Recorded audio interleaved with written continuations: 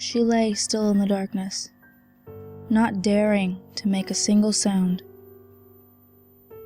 For hours, she lay awake in her pitch-black room, shivering with terror.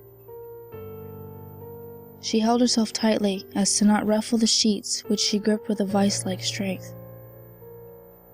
She chewed on her tongue as to ensure that her teeth not chatter, ignoring the taste of her own warm, salty blood.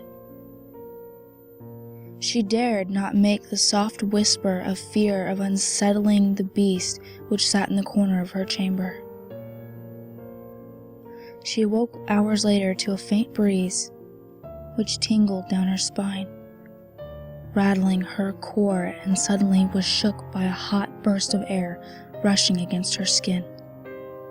The shock of the sudden chill and sudden burn startled her as she awoke to the sight of bright yellow-green eyes that watched over her that night. For hours now, she had gripped her sheets, depressed on her tongue, and has been sweating drops of terror from her skin.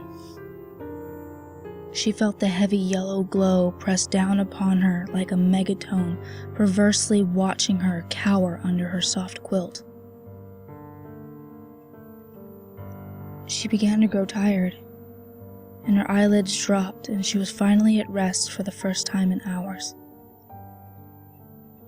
When she opened her eyes again, the yellow light blinded her, and without a sound, her demonic intruder was face to face with her. In this moment, she shrieked out a primal scream of terror, which the creature bathed in with great pleasure, as it seemed to feed on her very fear. The next morning, she awoke perfectly fine, as if nothing had occurred that night. She assured herself it was simply a nightmare. As she stood up, she realized the window was open, and in that moment she felt the cold breeze that awoke her last night. That's when she saw the claw marks, which scratched her window frame and ran up and down the bricks of the side of her house. She took a deep breath and prepared to let out a scream like the scream she unleashed the night before.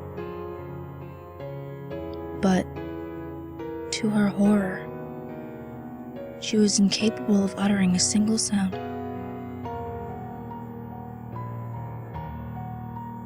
The creature